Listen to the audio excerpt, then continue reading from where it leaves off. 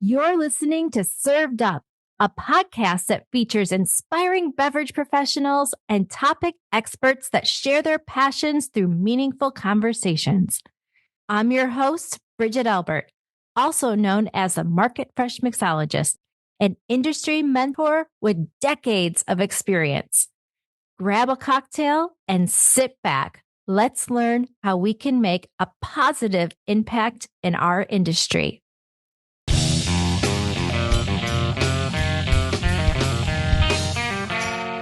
Hey, y'all, it's Bridget here. I had a chance to chat with a longtime friend and beverage pro, Philip Raimondo, the director of on-premise national accounts for Proximo Spirits.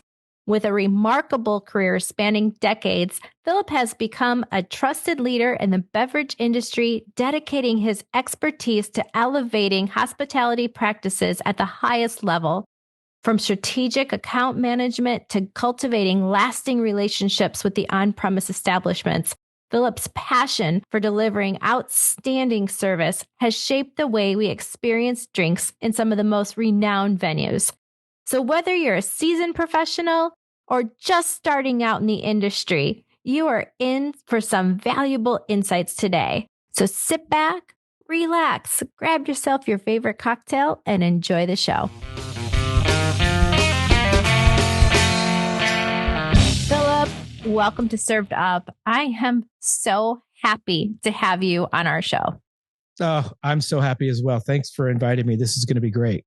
It's going to be a lot of fun for our listeners. You know, Philip and I have been dear friends for a very long time. We have worked together professionally on so many projects that I'm sure that we will talk about. But Philip really has a unique story in the beverage industry on his beginnings to where he is today that I know will be incredibly inspiring to a lot of you, because it is to me.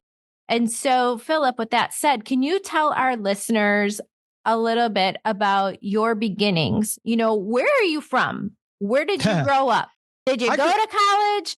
How did you wind up in beverage? It's a great story. I was trying to pass the bar, and I ended up just staying there. Some people get that joke. Some people will not.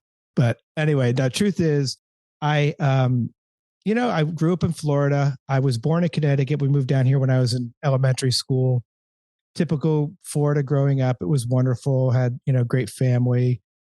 Did all the sports and all the things that everybody else did. And I had a great community that I lived in, which I currently live in the same town where I grew up. I moved away for many years, but I really wanted my kids to have that same small town feel that I have. So I live in a little small suburb of Tampa.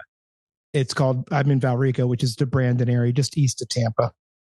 I graduated high school, went to boot camp, did A school, was in the Naval Reserves, did 8 years total in the reserves, but that really gave me a lot of discipline. I came home from a year of training and all that, and I needed a job.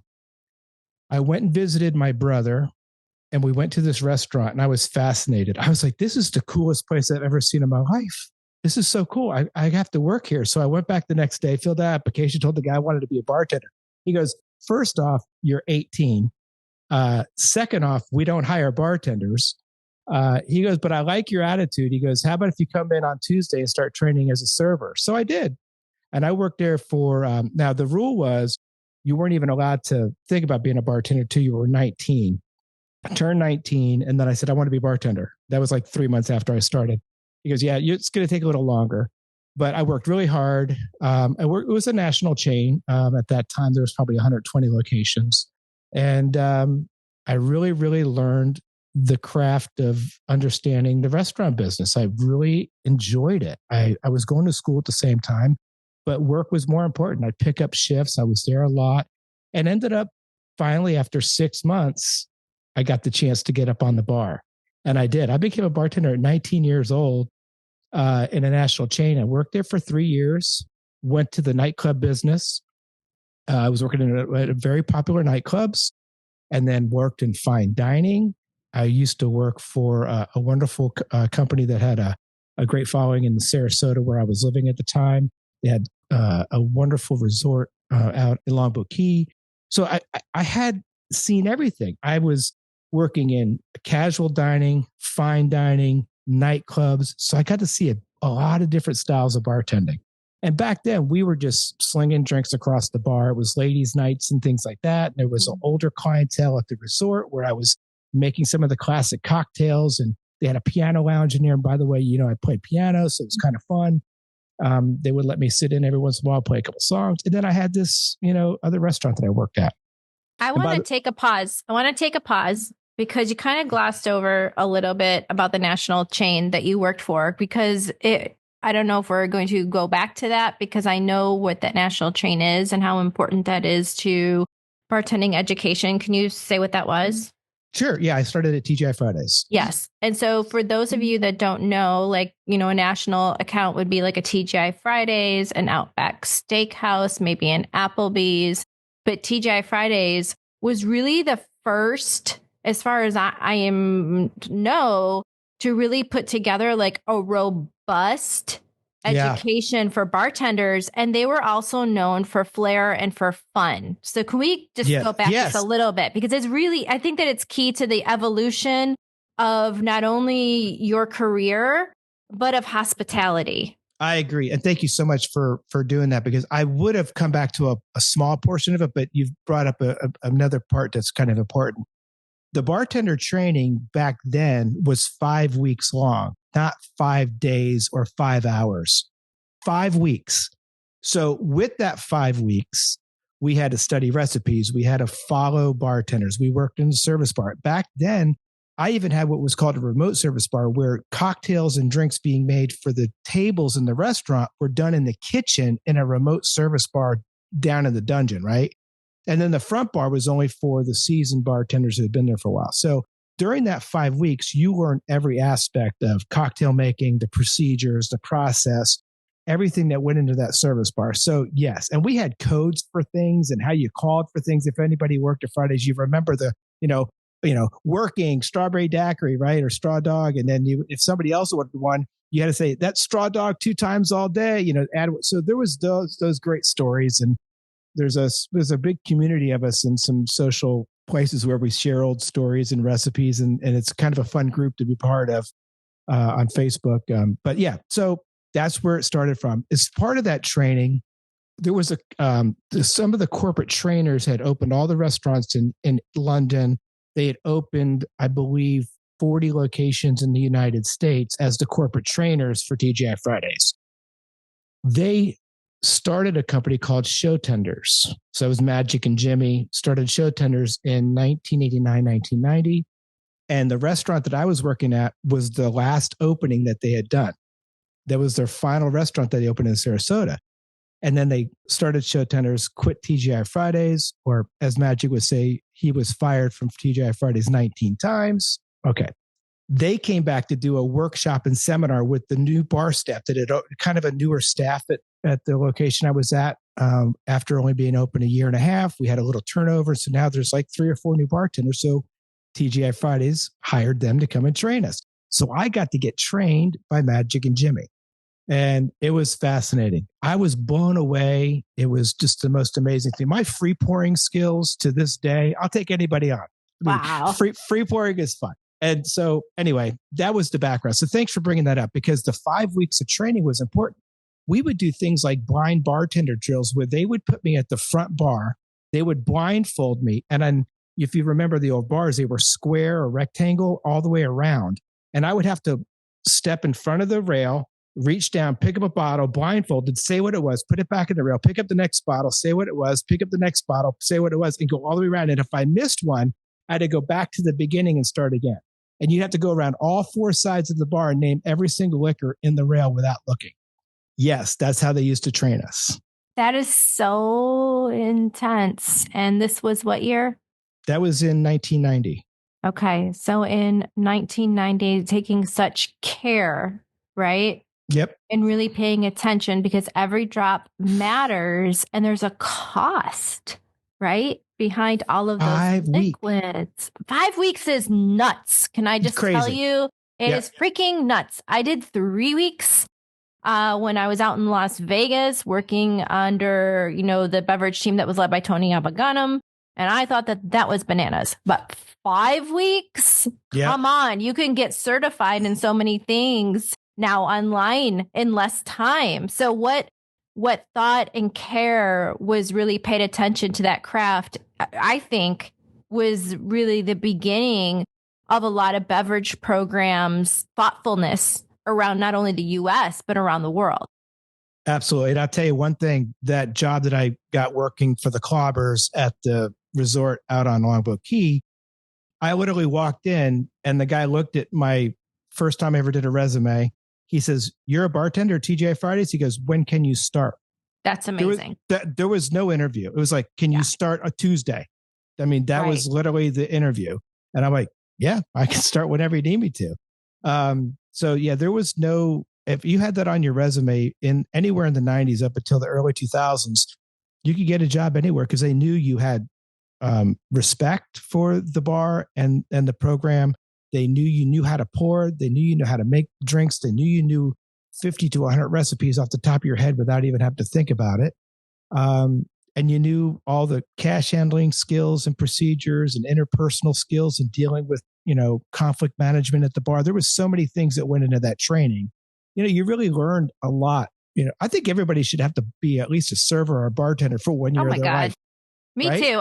And in fact, I think it needs to be a requirement, and you shouldn't be allowed to be in the beverage industry in any capacity, unless you have been boots on the ground, working in a restaurant and bar as a server, as a host, I did dish. That's how I got my start. Whatever it might be, because it teaches you so much about the industry. Yeah, absolutely. I mean, just think about it. My funny thing is money, right? So I would add the round of drinks up with the tax and everything in my head and just rattle off. As I'm making the drinks, I'm already telling the person how much they owed because I wanted to have their money ready. So I'm not like walking up, drop off the drinks, go to the POS, ring everything up, walk all the way back to the customer, say, "Oh, that's going to be $17.50." Have them give me $20 and say, "Keep the change." Go back. It was like, I'm making the drinks. And by the way, it's going to be $17.50. So when I drop off the drinks, I'm already taking the money. I save so many steps by being able to quote the drink prices. These kids today can't add 2 drinks together in their head. Well, but also, let's be fair. There's credit cards. I was using cash back then. Yeah. So that's my point. So it's a different. So in fairness, you're 100% right. But that was a big thing when I started training and doing openings. It was important. Yes. And can we also talk about, credit card machines back then? You wouldn't just swipe or have the little, chip? No. We had to get a piece of paper and put it into a little machine and physically swipe it back and forth, hoping that it imprinted on that paper, have them sign it. We'd have to fill out all the freaking information on that piece of paper and, make sure they got, it was a 5-minute ordeal. Yeah. Back in my first year, this only was for literally 6 months when I was a server. But when you had a credit card, you would have what we used to call the knuckle busters that you were just talking about, right? And you'd have the duplex or tripleplex, receipts. Yep. Anyway, we had a little book. It was like a telephone book that you would look up the credit card number to make sure that it was still valid. Oh my God. It was like a little, phone book, and you would go by the number, say boom, boom, boom. Oh, still active. And they would get one of those every month. You'd get a new book. My first job, we did not have one of those. And I'm so glad because that is horrible to have to brutal. do. But I had 3 credit card purchases a shift. Oh, yeah. Right. Because it was, cash was king back then. Right. Yep. But we did have the book, and I remember always having the book that showed the driver's license from all the different states. Yeah. We did have that. If we really needed to check on somebody's ID, we could double check it if it was out of state and see if it matched. Yeah. But now I've been a bartender for a few years. Started working nightclubs. I went and helped open some nightclubs in Delaware. And I'm into it 7-8 years at this point. And I'm like, well, what's the next phase of my career going to be? Because I don't want to be a bartender for the rest of my life. As much as I loved it, I just knew that was not going to be the final resting place of my career. But I've always got it back to fall on. So, never know. I got a phone call from Magic and Jimmy. They were working on a project. And they said, hey, we think you'd be really great for this project we're working on. Would you be interested in moving back to Florida and helping with this project? So I'm sure, sounds good to me. I didn't have anything to worry about. So I moved back and I was hired as the very first hourly employee of the very first Bahama Breeze. So anybody who knows, in the mid 90s, 96, we opened up the first Bahama Breeze. That restaurant really rocked the cocktail world because we were doing very inventive cocktails, very cool layered drinks with frozens and with fresh fruit. Everything was fresh juice. When I made a screwdriver, I fresh squeezed the orange juice into the glass the guest was going to be drinking from. This wasn't fresh juice like you think now where you pre-squeeze. I was juicing to order on the bar top, fresh grapefruit juice, orange juice. Our lemon and lime juice was squeezed fresh to order. We were making mojitos in 1996 with fresh squeezed grappa from a sugarcane stick that we had a $5,000 machine that was squeezed the sugarcane juice directly into the drink. Nobody was doing that back then. This is pre the big early 2000s mixology. Yeah, well, it was definitely during the next golden age. Yeah.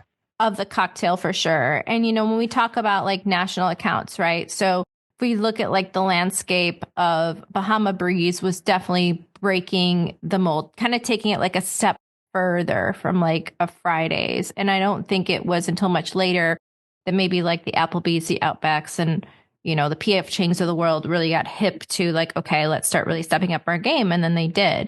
But such an interesting time because, you know, it's so common. I feel like we're so spoiled now. We go into even your local bar sometimes and you're getting, you know, a handcrafted Negroni with, you know, a block of ice that was hand chiseled in the back by whoever.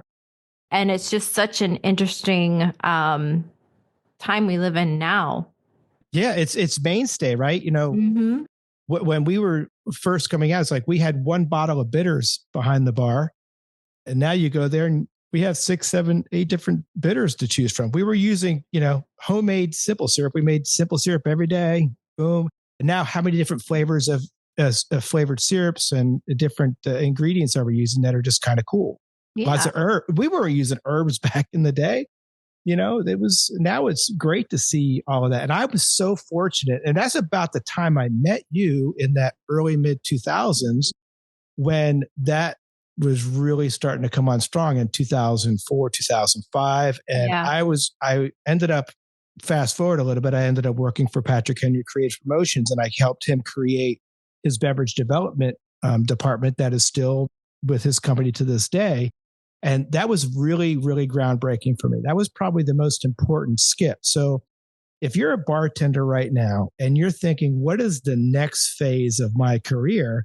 Just know that there's a lot of opportunity outside being behind a bar. And it's not always about jumping to being a beverage consultant or going and doing this. It could be that you want to be the corporate trainer and do openings. And that's a great segue because I did that. It was wonderful. It was awesome to do that. And it's a lot of fun. If you have a family, it's tough to be gone for 6, 8 weeks at a time to go do an opening, right? You can only do that for so long.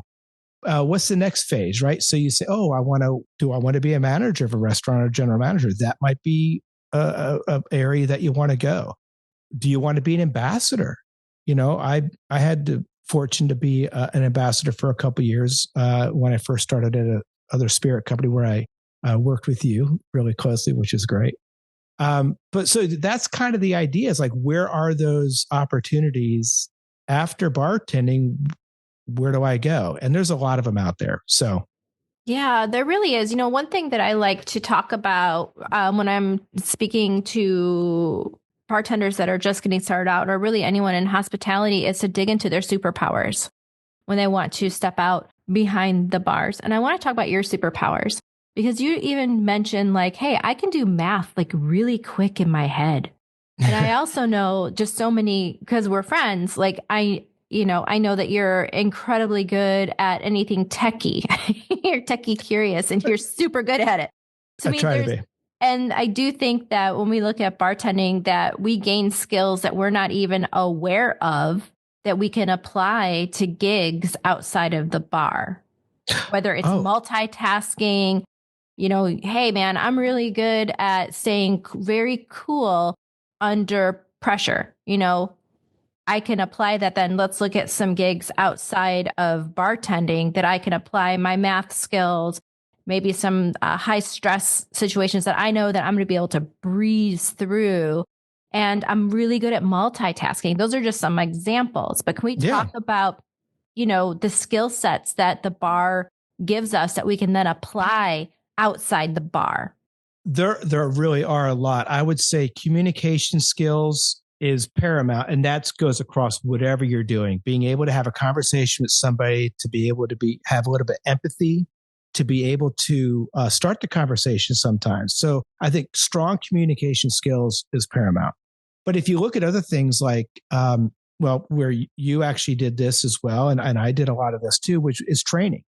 So the subject matter may not mean as much. Yeah, my specialty is bartending, so I'm training you how to bartend, but the skills on how we train, the techniques we use to train, the methods we use to train can apply to any subject. So you could apply it to another industry, right? I'm a good trainer. I could be a good trainer. Just teach me what I need to train and I can convey that. So that's another element that you bring up. That's a really good one, by the way, that if I'm really good at training my folks at my restaurant where I work, I could probably be really good at training somebody in another industry. It may not be. It might be how to sell makeup, or it might be how to sell something. I could teach somebody how to do that too.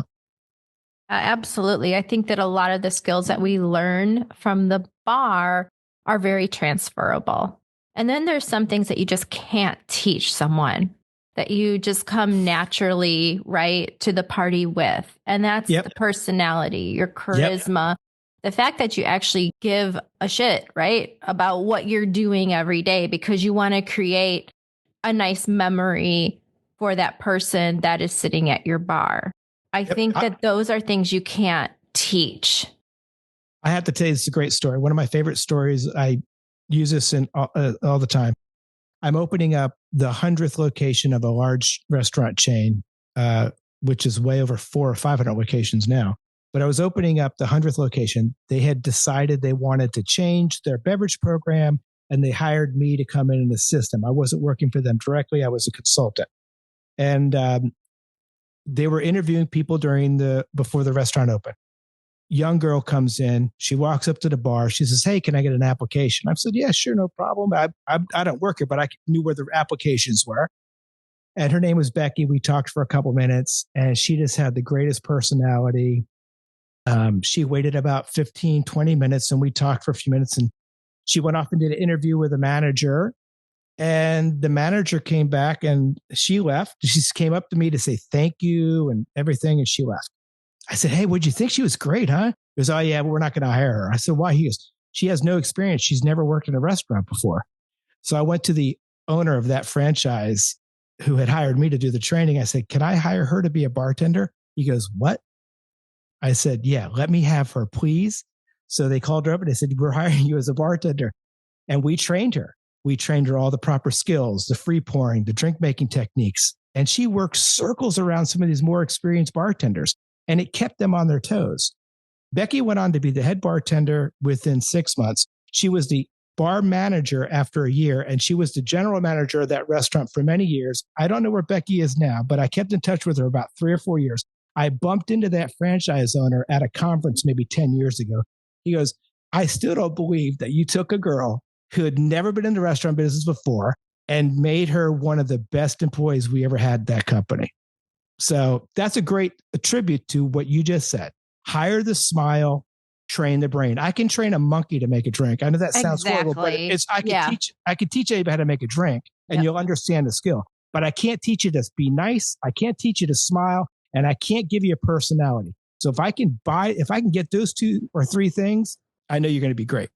Boy, isn't that the truth? And I think, we sometimes get so hung up on the skills, right? Look at, I'm so awesome. I know how to chisel the ice. Look at how I stir and all of these things. But when you come visit me, I'm a bit of an asshole. I don't care about you. And I'm actually going to tell you what I think you should order. And if you ask me to put something, a different spirit, a different brand, whatever it might be in that cocktail, I'm going to get so offended and talk crap behind your back as a customer and give you really bad service, because then at that point, it's about me. It's not about the customer anymore. And I'm going to use a word, and hopefully you don't get offended, because Tobin Ellis, who is a very famous flair bartender, that's where he got his beginnings. And I know you know Toby, Philip.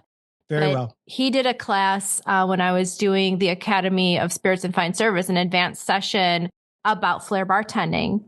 And he gave this big, long speech. It was I wish I would have had the kind of phone at the time that would just recorded it, right? And he said, you know, if you're just back there thinking about yourself, all you're doing is masturbating. The room got silent. And I'm like, oh my God, I'm getting fired. I can't believe you use that word. But it's so true. It's so true. It's about yourself. Yeah. It's not about me. It's about the guests coming in, having a great time. We used to have a philosophy. It's like, why do people come to a bar? You're there for one of a few reasons. You're there because you want to be entertained. You're there because you're having a gathering with some friends or with a date, or you're there by yourself because you're lonely. You want to hang out. So you have to identify who those guests are, and you need to engage with them the way it makes the most sense. But they're not coming there to see you. Trust me.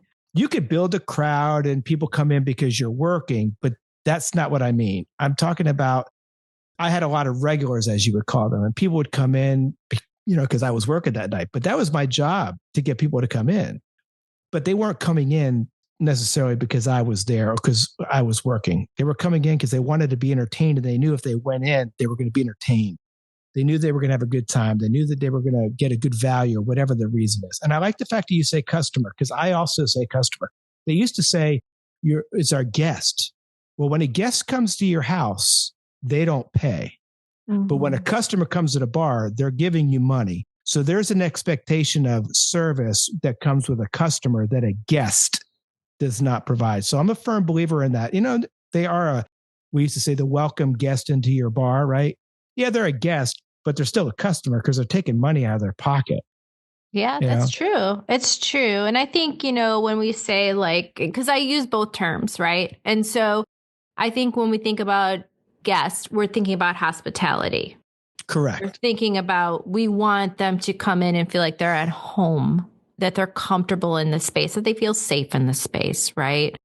And that they feel that they can put their shoulders down and really come in their authentic selves when they're at the bar, like you would in like a friend's house. But yeah, keep in mind that these folks are paying their good hard-earned money to have their butts in that stool. Yeah. We can't look past that. They're paying to be there. Yeah. They are paying for something. And I'm getting a tip to ensure prompt service, right? I'm getting a tip, and nobody came in the bar and said, you know, God, I had a horrible time. Here's $20. You know, they said, and I used to say, how much money do you make an hour, right? You think about it. You impacted my life so much. I came in to have a couple of cocktails with some friends, and I enjoyed my time here so much. I'm going to give you $20. You're getting a tip because you provided a great service and you did up and above maybe what expectations might have been. But you do have a certain level of expectations when you go in a bar. I at least want a decent cocktail at a fair price, served by somebody who's at least nice, right? That's my. But if you go up and above that, I'm going to get a better tip, perhaps, and that's why, you know, I always looked at tips a little bit differently than probably some others. People say, "Oh man, I only made $60 tonight, or only made $80." Well, guess what? That's $80 more than you had before you got here, and you could probably start earning more money if you were like less of a. I don't want to say any bad. I was getting ready to say a bad word. You can. Well, maybe you make more money if you weren't such a dick. You know, yeah. I mean, like you're a jerk sometimes. So try being nicer, and you might make more money. So there's a lot of that goes into it. So, oh God, it's crazy. It's only be one session. We could go on for like weeks talking about this, and we're always still in the 2005 at this point. I know. But before we, get through the next decade, I want to go back to what you said about tips, because something that I know about Philip is that He knows so much trivia. It is insane. He knows so many historical facts about our industry that a lot of times, if you ever have the pleasure of hearing Philip speak in public, a lot of times he'll pepper in these really fun nuggets. And I know you have one on tipping. Can you share? Yeah, we've done this one a few times. So the quick version is in high school, we had a substitute teacher for English. Her name was Miss Peters, and Miss Peters had us read the Canterbury Tales. And in the Canterbury Tales, there's the story of the Seafarer, I think was like the 18th story. And in there, they loosely talk about the wench who would hear the rattle of a shilling in a pewter mug that had a glass bottom and a tankard lid. So the warriors of the day would go to the mead hall and they would drink their mead. And when they were done, they take a shilling, drop it in, shake that glass, that little mug. And the wench who ran the fastest would take the mug, remove the shilling, refill the beer or the mead at that point, pay for it, and keep the change to ensure prompt service. So that's the first mention of tips in literature, I believe, Chester Chaucer's Canterbury Tales. But the story goes on that the reason those pewter mugs had that glass bottom is because these seafarers, these warriors of the day, they might have been out killing people or whatever they did, right? And you'd be in a group of 4, maybe 5 of your so-called friends drinking, and everybody would get their mead filled up, and you would toast each other. And you would toast your mead glass, and obviously you clink your glasses together, and you would slosh a little bit of your mead into the other person's glass and a little of their mead into your glass. That way, if somebody was getting poisoned, we're all going down together. And that's the history of toasting. So. I love that. I love that. Well, I think we're in 2005. Shall we move forward? Yeah, so I'm working for Patrick Henry, doing a lot of great things, a lot of openings, a lot of trainings, a lot of cocktail development. Gosh, I still have some drinks that we created back in those days. I think a couple of them are still on a few menus, to be honest. Those menus probably need to be updated pretty soon. But yeah, had a lot of fun doing that. And you and I started working back then with a couple different brands, doing some trips together. In fact, we could save the stories of our trip to France. Can we pause and talk about our trip to France? So this is my first time going to France. Okay. And I had just really started not too long before with Southern Glaciers. And I'm invited, right? Was it Moet Hennessy to go with several other beverage professionals and go to the distillery, and they took us to Paris. And I'm going to let Philip share the crazy time that we had, because I still share those stories. Every hour on that trip, we have a story. It was fascinating. I mean, I won't tell the cab story yet. That the cab story is genius. My God, the cab story is nuts.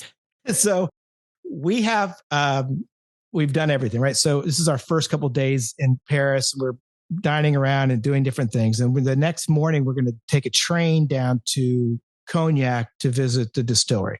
So I get up early in the morning and I walk over to Notre Dame. They had mass going on. I promised my mom I'd go and I walked through Notre Dame, and it was just a wonderful thing to do. And on the way out, they had like a little picnic and a little craft show and almost like what you would call a market going on outside.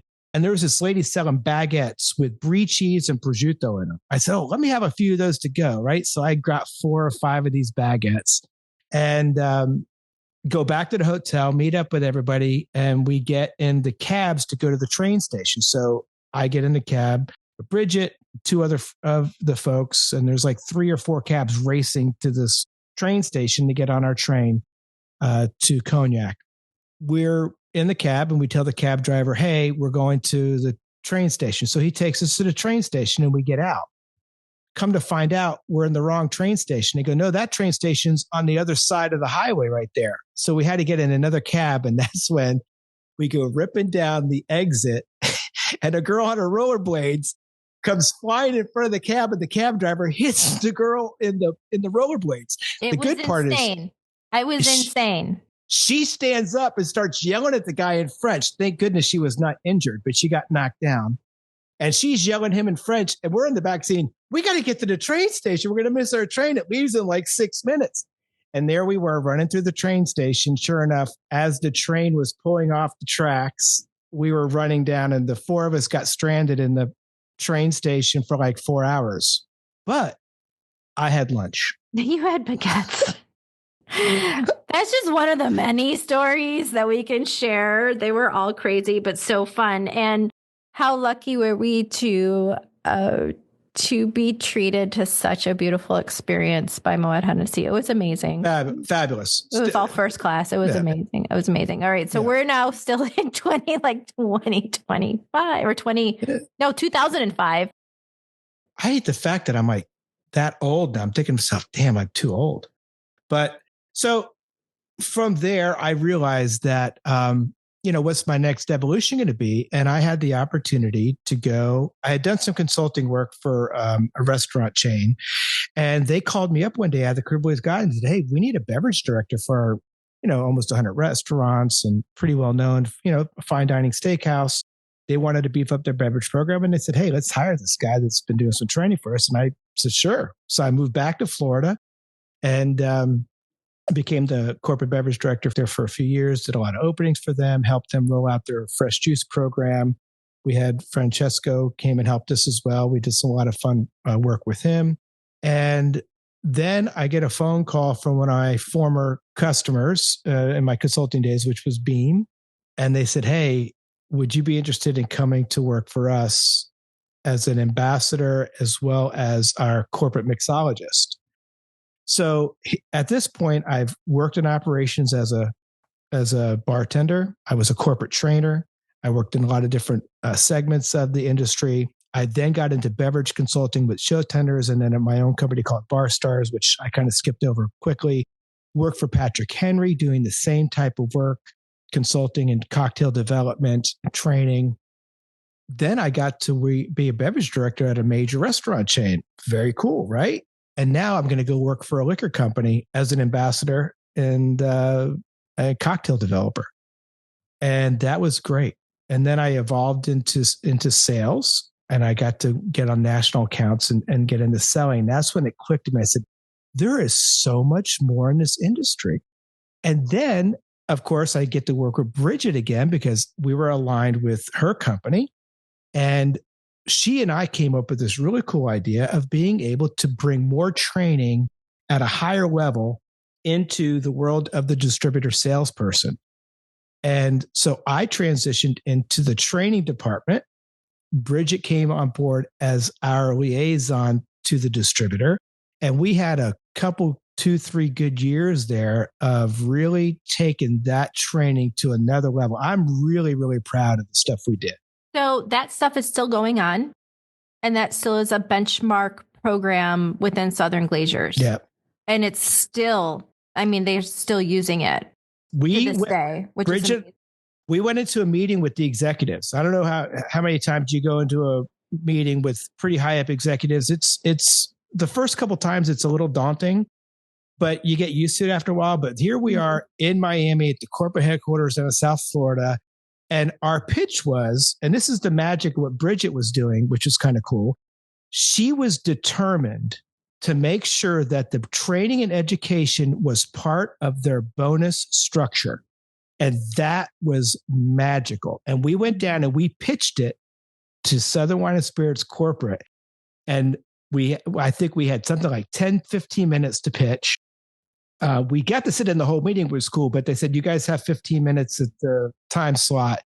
And they said, okay, good. See ya. And we walked out the door. We had to wait a few days to find out. And sure enough, Bridget called me up. She's like, they're doing it. They're going to make it part of the bonus. So I hope that's part of the program. It still is. And so it still is part of it. It's amazing that something that we created, I don't know how many years ago that was. And then it's 2016, 17. Yeah. And so almost a decade ago. And it's still happening today, the same program, with a very robust bonus structure attached to it, showing that education actually shows a difference in your selling technique and in what you're able to produce in the field with your customer. So it's very cool.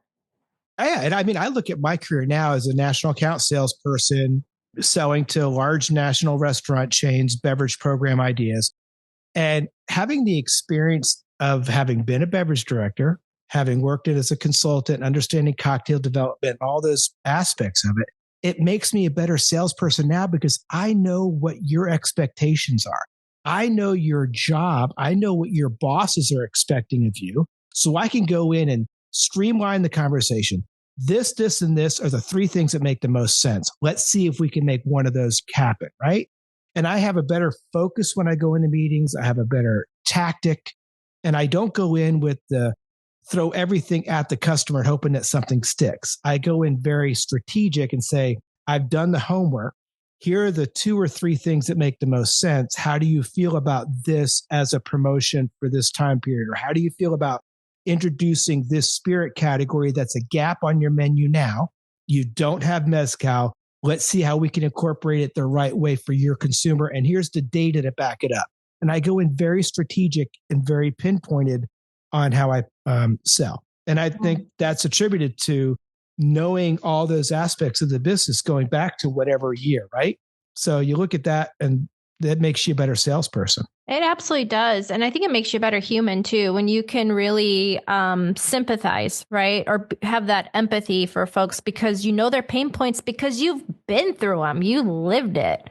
So when you've kind of earned your stripes, right? On the other side of the business, you can come in with street cred more than maybe your competition can. And so I think that it's important when you can bring those aspects to the table. Right. And where I might lack in some aspects of the business world, I'm decent with spreadsheets, but I'm not an expert. I'm good at looking up data, but I'm not the expert. I make up in other ways. Great business acumen, great communication skills, able to have a conversation, up and above what the topic might be.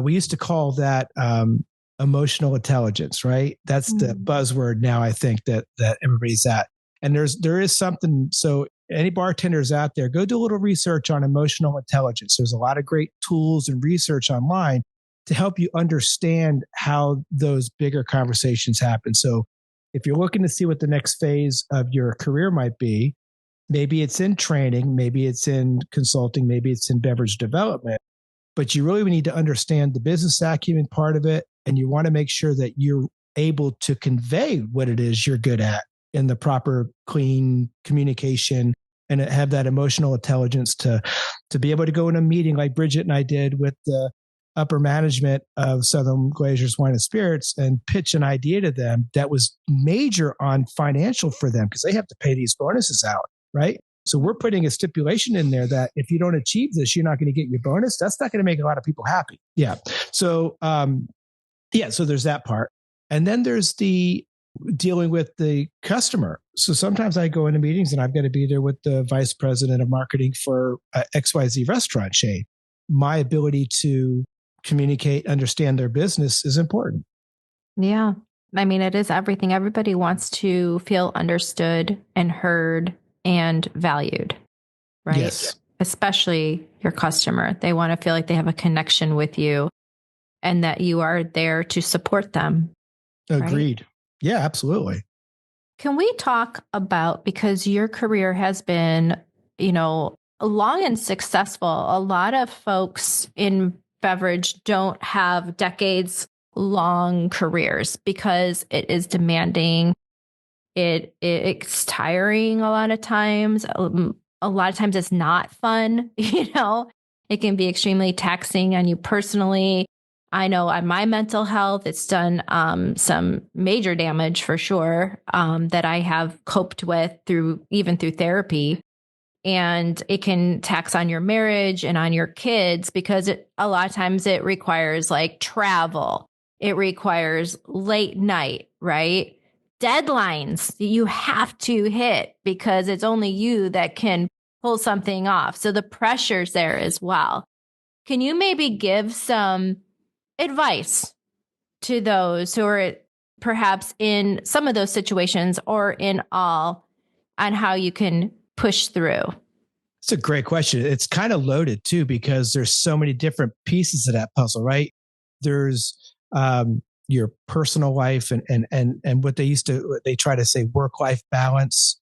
You have to determine what your personal work-life balance is. I'm one of those, I'm a little bit older folk. And to me, I don't mind if somebody sends me an email at 10 o'clock at night. I'm not offended by that. It doesn't bother me. But there are those that if you send an email after 5 p.m., it's going to get ignored, or, you're going to hear like, hey, don't send emails after 5. Okay, fine, great. So understanding the balance of your work-life balance, you need to make that up for yourself and make sure everybody you work with knows your comfort level of where it needs to be. That way they respect what you need it to be and you respect, what their expectations are. Second part, I think, is part of that is knowing how to balance your time, right? So prioritization is important. And a little thing that I do is I always look at my emails first thing in the morning, and I kind of determine what do I really need to get done now. And sometimes I look at what are those 3 or 4 little small things that might take me 20, 30 minutes to knock out. And even though I know I have 2 weeks to get it done, I get it done now. Somebody sent me email, customers sent me emails that, hey, we need pricing on XYZ with distributor network, Can you update this for us? We need it by next Friday. It only took me 20 minutes. I just did it right then and there. She emailed me back. Oh my gosh, thank you so much for getting this done so quickly.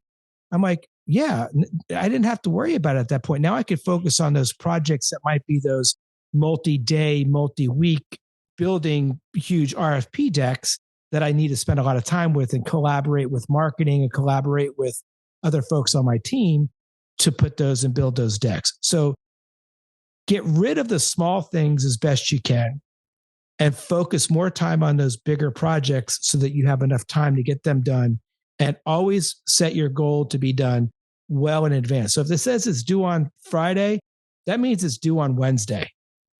Don't wait to the last minute. Don't procrastinate. You're setting yourself up for bad news. Yeah, no, I agree. That's some really good advice. Can you also talk about why hobbies are important? Hobbies are very important. I mentioned, I think once, I play piano. I grew up playing piano.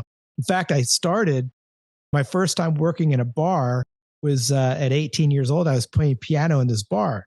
And I said, wow, it's crazy. These bartenders are making, a lot more money than I am. And then I moved down to Sarasota, moved in with my brother. And that's when he took me to Fridays. And I was like, I got to do this. This is going to be important. So I play piano. I try to play, as much as I can, even if it's just come over and play one song real quick, just to kind of break something up, or it might kind of makes your brain think a little bit differently.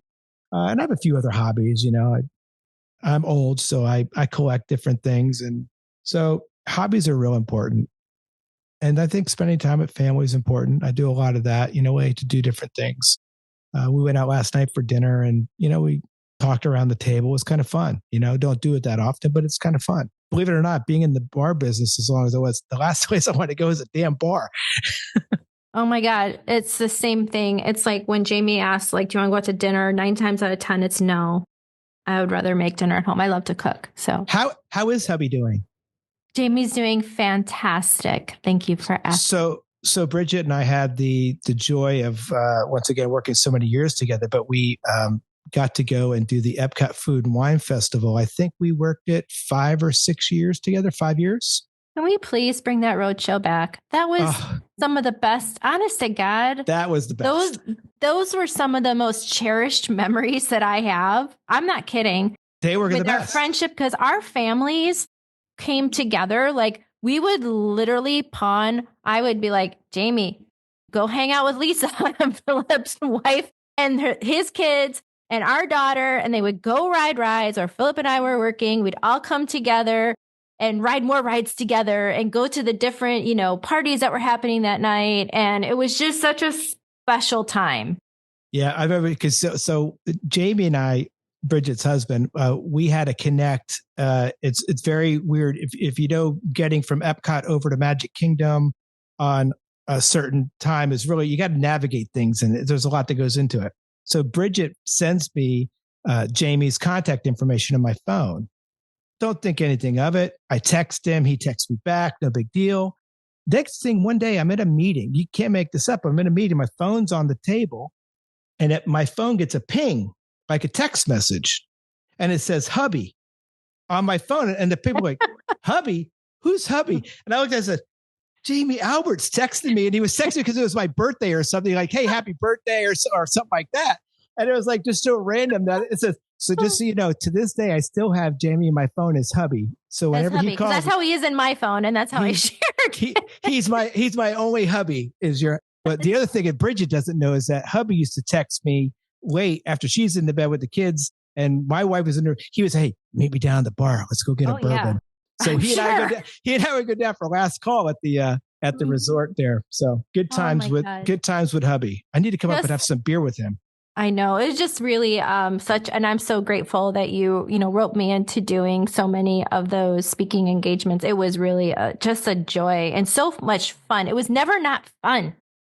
It was never not fun. Stressful. It was just like, let's go. And we always had the same attitude and just a smile on our face. And it was a blast. And we got to do it together with our families, our children. And it is some of my most cherished memories for sure. And I thank you for that. It was wonderful. Just wonderful. Mine as well. I wish they did bring that back. It's not like it used to be. I know it's not.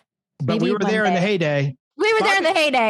And all of our sessions were sold out. I must mention, every session was sold out, and all of your autograph, you would sign books, and you would sell quite a few books, which is great. They always enjoyed having you there. Fun. And we would bring in special guests. We got to work. We did it with Dale DeGroff a couple times. I did Dale probably 3 times. Yes. Tony Abiganum came down with us. Mm-hmm. You can't imagine. I'm going to have to send you the photo so maybe you can click it in, but maybe it's one of the photos in there. The picture of you, me, Tony, and all of our kids on Thunder Mountain at midnight. My God, please send me that. I want to see it because this is audio only, so it doesn't matter. Yeah, it doesn't matter. I need that. Just imagine the photo if you could. There's Tony. I remember on a roller coaster with the kids. He had not ate all day. I do remember this about Thunder Mountain and the kids, and we all wanted to go on Thunder Mountain, and he had just had a corn dog. A chili corn dog. And I remember when we got up, he was like, that's probably a really bad idea to eat that before going on the ride. He was like so sick. But it was and it was midnight. It was after midnight. It was extended hours. So we were allowed to stay until like 2:00 in the morning. Yep. And we did. Yeah. And we did. We got every minute out of it. It was a really fun time. And because you and I both we share a great love for Disney for sure. Yeah. I mean, an awesome love for Disney. Can you leave our listeners with just some of your final thoughts about the beverage industry? Maybe some inspiring nuggets. I would say always know that there's a lot more about this industry that you haven't even discovered yet. There's other places for you where you can continue to contribute and be part of the bar scene. And one of the things I'm probably most proud of, and it's important that you understand your relationship with adult beverage. I've seen so many times that people get in the rut where they're drinking every day, and it just turns into a bad thing, and they're not able to really evolve to that next level. So just always be aware of your relationship and know how to respect that aspect. So that's the little quickie. But then from there, know that there's a lot more to be had in the adult beverage world. There's marketers, there's brand managers, there's salespeople, there's, promotional folks. I mean, I can't tell you how much need there is right now for promotional events and sampling events. There's so many aspects to our business that really could take off to the next level. And you could be part of that.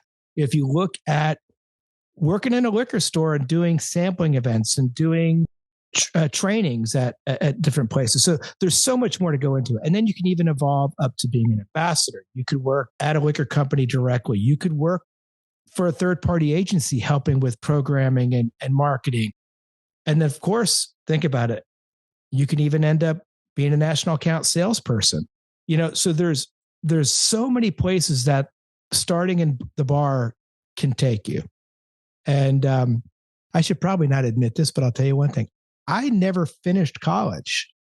And I am really proud of the fact that I was able to take a job and earn my right and have the ability to be in this role when everybody else surrounding me is so, heck, half of my team is going to get their MBA right now. Oh, and, and I mean, I'm not one of those folks, but just know that you can do so much more and just keep the dream alive. And, you'll have all my socials there. I'll even give you my cell number if anybody ever wants to talk, or if you have a really weird question about some old bar thing, I could be your phone a friend on a trivia contest or something. absolutely. Hey, well, Philip, I'm so glad that you shared that. I didn't go to college at all.